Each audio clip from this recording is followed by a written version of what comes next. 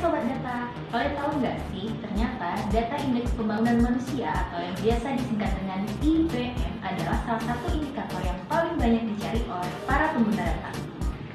IPM adalah indikator yang mengukur capaian pembangunan manusia yang dibangun melalui pendekatan 3 dimensi dasar. Dimensi pertama adalah dimensi kesehatan. Untuk mengukur dimensi kesehatan digunakan angka harapan hidup. Pada tahun 2020, angka harapan hidup Kota Banda Aceh mencapai 71,45 tahun.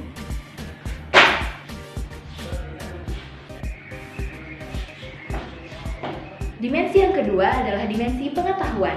Untuk mengukur dimensi pengetahuan digunakan gabungan antara indikator harapan lama sekolah dan rata-rata lama sekolah.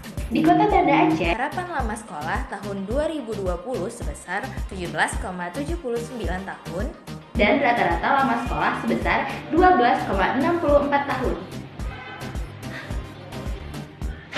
Dimensi yang ketiga adalah dimensi hidup layak.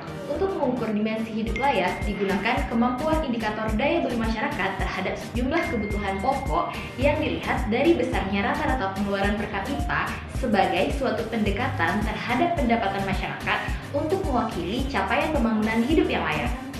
Di Kota Banda Aceh tahun 2020, pengeluaran real per kapita per tahun yang disesuaikan sebesar Rp16.778.000. Dari keempat komponen penyusun IPM Kota Banda Aceh diperoleh nilai indeks pembangunan Kota Banda Aceh sebesar 85,41.